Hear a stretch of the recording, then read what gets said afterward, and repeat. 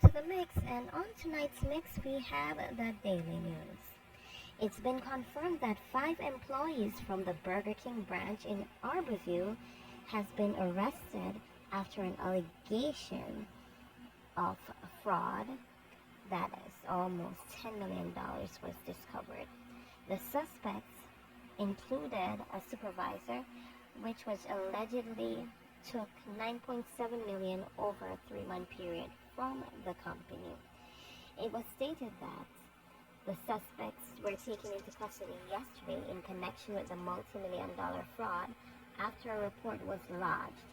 However, it's been stated that the employees pocketed the funds after voiding orders that were legitimately placed by customers. And in other news, it was reported that Sadiq Calvert, a 17-year-old, was stabbed by her father. In light of the allegation, the Elliston Road Police Station was searching for the father, as reports were about at 1:10 a.m. a dispute developed between father and daughter, where the knife was being used to inflict a wound in her chest. She was taken to the hospital where she received treatment, but she was pronounced